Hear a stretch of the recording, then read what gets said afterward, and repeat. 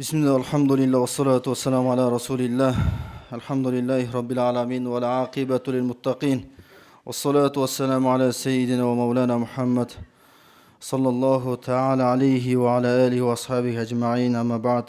Assalamu alaikum wa rahmatullahi wa barakatuhu. Allah subhanahu wa ta'ala Tauba surasının 36. Ayatta mындай деп баяндады. Аяттын маанисинде асман, жер жаралгандан бери Алланын астында айлар 12. Ошолордун ичинен 4-өсү ыйыгай деди. 3-өсү удама келген, 1-өсү жалгыз келген ай. Аллах Таала бул үммөттүн өмүрүн кыска кылды. Жашообуз чектелген. Пайгамбарыбыз хадисинде Бейна ситтине ва саб'ин ва аколлухум май юджавизу залика. 60 менен 70-тин ортосу. Андан ашкандар аз деди.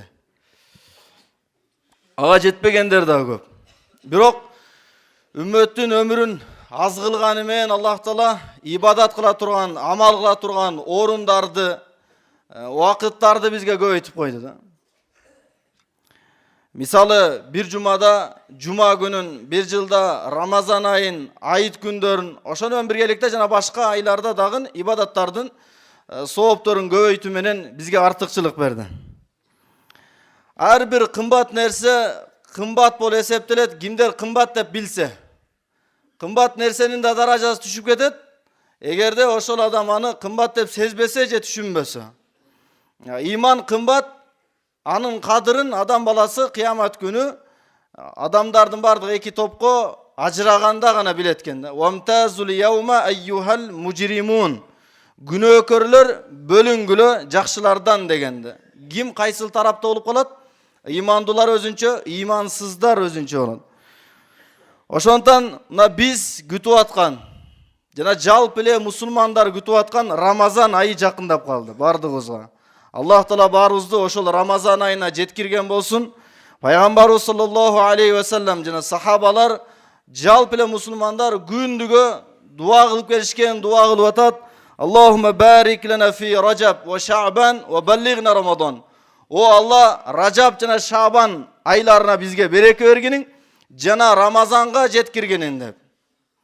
Арабызда бар жетпей кала тургандар.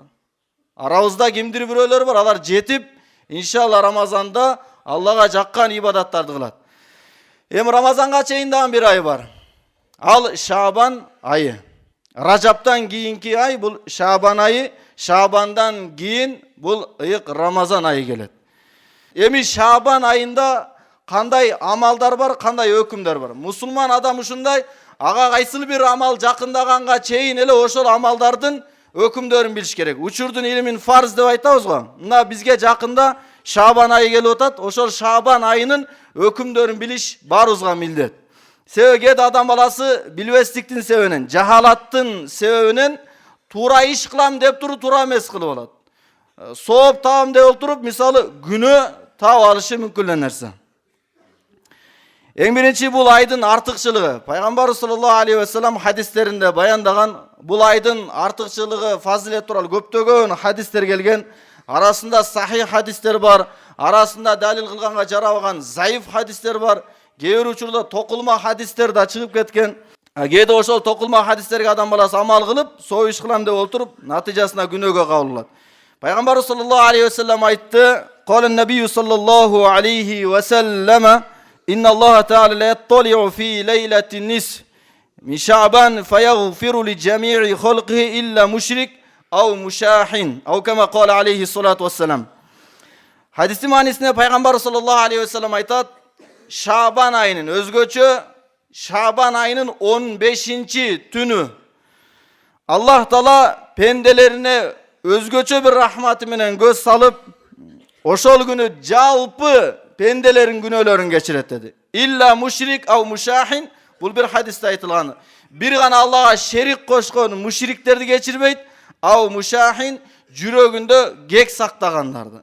Karаңыздар, жүрөккө gek saktоо, жүрөктү булгап, жүрөр ушунчалык чоң күнөө экен, Аллага жакпайт.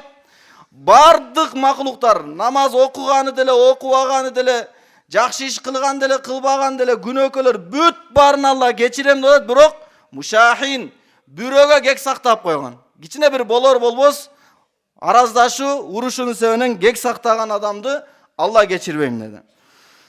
Пайгамбар саллаллаху алейхи ва саллям бул айда эң негизгиси ибадаттарды көбөйткөн. Усама бин Зайд радыйаллаху анху Пайгамбар саллаллаху алейхи ва саллямдын окуясын баяндап айтат. Усама бин Зайд радыйаллаху анху Пайгамбар саллаллаху алейхи ва саллямга айтты: "О Аллахтын элчиси, сиз Шабан айында кылган көп ибадаттардай башка айларда кылбайсыз, эмне үчүн?" деп сурады. Пайгамбарыбыздын өмүрү ибадат менен өткөн, түндөрдү ибадат менен өткөзгөн, бирок Шабан айында өзгөчө маани берген экен. Ибадаттарына, орозолоруна. Ошонун себебин сурап баяндады. Сахабалардын адаты ушул эле да пайгамбарыбыздан бир өзгөчө бир нерсе пайда болду, заматта сурап алат эле. Усама бин Зайд сурады, пайгамбар саллаллаху алейхи ва саллям айтты: "Биз турган ай ушундай бир ай Ражап менен Рамазандын ортосунда келген" dedi. Адамдардын көпчүлүгү ушул айда бейкапар dedi. Билбестен мурунку ката кемчилигин уланта берет, мушрик ширкин көбөйтө берет, жана башка күнөө иштерди кыла берет, натыйжада Алланын өзгөчө рахматтарынан, кечиримдеринен кур калып калат dedi. Мына ошол айда пайгамбарыбыз көп орозо кармаган эле, анан пайгамбар саллаллаху алейхи ва саллям уландысын айтып атат, мына ушул Шабан айында ар бир адамдын бир жылдык амалы Аллах Таалага сунушталат экен. Алла билип турат, бизди көрүп турат, бирок bir жылдык амалдарыбыз ушул айда жакшысы жакшы, жаманы жамандай болуп туруп, көргөзүлүп сунушталат экен. Пайгамбар алейхиссалам айтты: "Менин амалдарым мен орозо болуп турган учурда Аллахка сунушталуусун мен жакшы көрөм" dedi. Пайгамбар алейхиссалам Шабан айына көбүрөөк орозо кармаган башка айларга караганда. Айша жана Умму Салама радыйаллаху анхумалардан риваят келген. Айша родан айтты: Пайгамбар саллаллаху алейхи ва саллям Шабан айында көпчүлүгүн орозо кармайт эле. Бир аз бөлүгүн кармабайт эле, калан көпчүлүгүн кармайт эле. Умму Салама радыйаллаху анха айтып атат: Пайгамбар саллаллаху алейхи ва саллям Шабандын бардыгын орозо кармайт эле деп. Уламалар ушул хадистердин жана башка хадистердин жыйынтыгында айтат: Пайгамбарыбыз Шабан айын толук кылган эмес, бирок көпчүлүгүн орозо кармаган. Рамазанга жеткизбей токтогон. Демек, биз бул айда кыла турган амалыбыз ушул экен: орозону күчөйтөлү, орозону көбөйтөлү туугандар. Рамазан жакындап калганда ал жагым ооруп атат, бул жагым ооруп атат, давлениям, сахарым көтөрүлүп кетти деп кыйналып отурбайлы да. Ошондой болсо анда биз Шабанда даярданбагандыктын себебинен болот экен. Жалпысынан уламаларыбыз айтат: Шабан айында жалпы эле нафил орозолорду кармоо бул сүннөт, мустахаб болуп эсептелет дейт. Шабан айында биздин кыла турган амалыбыз жалпы эле бир күнгө чектебестен орозо кармайбыз, орозо тутабыз. Эми ушул эле Шабан айынын 15-чи түнү деп жогоруда айтып өттүк. Бул түндү Бараат кечеси дейт. Лейлатул Бараа, Бараат кечеси. 14-чү күндүн күнү өтүп, ошол түн келип аткан бул кийинки 15-чи числонун түнү болуп эсептелет. Динибизде түн биринчи келет. 15-чи түн. Бул түндө Аллах Таала өзгөчө рахматы менен көңүл буруп, көпчүлүк адамдарды, башка вакыттарга караганда көпчүлүк адамдарды Аллах Таала тозоктон куткарат. Ошондон бараат, куткаруу, ийгиликке жетүү деген маанини билдирет. Себеби Аллах Таала ушул түнү көпчүлүк адамдардын күнөөсүн кечирип, тозокко жазылып калгандарды бейиштиктин катарына жазат экен. Пайгамбар саллаллаху алейхи ва саллям өзүнүн берекелүү хадисинде айтты: Аллах Таала бул түнү өзгөчө рахмат назары менен карап, Бану Калб урусунун койлорунун жүндөрүнөн да көбүрөөк адамдарды кечирет деди. Бану Калб ошол учурда эң көп кою көп болгон, уруу болгон. Бул жерде салыштырмалуу. Ал койдун үстүндөгү сиз жүнүн санай албайсыз да. Ошондо бул жерде Алланын чексиз райымы жагантан чексиз адамдар тозоктон кутулат. Пайгамбар саллаллаху алейхи ва саллям ошол түндү өзгөчө ибадат менен өткөзгөн. Эми ушул түнү эмне амалдарды кылабыз? Бараат кечеси 15-чи түнү эмне амалдар кылабыз? Кээ бир жерлерде шариатта жок бидаттар кошулуп кеткен. Мечиттерге чогулмай, тамак уюштурмай, чогулуп ибадат кылмай, күлкү, тамаша менен өткөрмөй кээ бир жерлерде пайда болгон. Булардын баарын уламалар айтат, булардын баардыгы бидат дейт. Baraаттын 15-түнү, бараат кечеси ар бир адам жекече амаллат экен. Алла кечирем деп атса, бул жакта жыргап олтурганы ал жарашпайт дейт. Жыргап олтурсаңыз Алла кантип кечирсин дейт. Ошондон бараат кечесинде бир белгиленген намаздар жок экен. Белгиленген намаз жок экен. Кээ бир зайыф токулма хадистерде келип атат, 100 рекет намаз окуп, Фатиханын артынан ар биринде 100 жолдон ыхласты окусаң, Аллах Таала баланча сооп жазат экен дегени, булардын бардыгы пайгамбар саллаллаху алейхи вассаламдан келген эмес. Истигфарларды көбөйтөт экенбиз, күнөөлөрүбүзгө кечирим сурайбыз, башкалардын дагы кечирилүүсүн Аллах Тааладан дуа кылат экенбиз. 15-чи күндүз болсо орозо кармоо улам арзаят мустахабтен келди. Ким кармаса, кармай берсин дейт. Эми пайгамбар саллаллаху алейхи вассаламдын башка хадистери бар. Шабандын 15-чи числосунан кийин, тең жарымдан кийин орозо кармабагыла деген.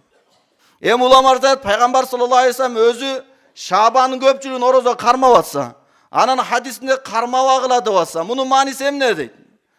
Улам арзаят айтат, кайсыл адамдар денеси алсыз болуп аткан болсо, Шабандын калган 15 күнүн дагы орозо менен өткөргөндө алсырап калып, Рамазанда кыйналып кала турган болсо, ал адамдар тең жарымдан кийинки күндөрүн орозо кармабай эле койсун дейт. Калган күндөрүн денесине кичине күч кубат алып, Рамазанда узун түндөрдө кыямдарга турушун күч кубат пайда кылсын дейт. Ал эми кайсы адамдын күчү жеткен болсо, же дайыма ар бир 1-4 күндөрү, же болсо айдын ай жаңырган күндөрүндө орозосу адаттары бар болгон болсо, ал адамдарга эч кандай тыйыы жок, алар ошол күндөрүн орозо менен өткөрөт экен. Демек, урматтуу туугандар, бул айда биздин чектелген бир ибадат, чектелген бир амал жок экен, балким истигфарларды күчөйтүп, Рамазанга даярдык кылат экенбиз, денебизди, рухубузду, ички дүйнөбүздү. Уламар зат бул түнү бир канча адамдар кечирилбейт. Ошол 15-чи бараат кечеси. Биринчиси мушрик, Аллахка шерик кошкон, жогоруда айттык. Экинчиси зынакор, кекчил, адам өлтүргөн, сүткорлук кылган, процент менен иштеген, же ошонун аркасында жашап өткөрүп аткан, ата энесине тоң болуп ак болгон сыйкырчы, мына ушуларды Аллах Таала кечирбейт экен эгер булар тооба кылбаса дейт. Алымдарыбыз Ражаб, анан Шабан, Рамазанды мисалын айтат. Ражаб айы бул адам денесин тазалайт дейт. Биз денебизди Рамазанга чейин даярдайт экенбиз. Оору сыркоолордон, башкалардан тазалап, дарылап, ал эми Шабан айы жүрөктү тазалап, анан Рамазан айында рухту тазалайт экенбиз. Натыйжада 3 айдын ичинде денебиз, жүрөгүбүз, жалпысынан рухубуз бардыгы таза болуп, Рамазан айында күнөөлөрдөн таза абалда чыгат экенбиз. Ошондон Аллах Таала бардыгыбызга мына жакындап аткан Ражаб айы да өзгөчө ай, Ражаб айы, андан кийин Шабан айы, мына ошол айларда өзгөчө түндөрдө ибадаттар менен, истигфарлар менен, Рамазанга даярдык кылуу менен өткөргөнгө мүмкүнчүлүк берсин. Ва ахиру дa'wana анил хамдулиллахи rabbil alamin.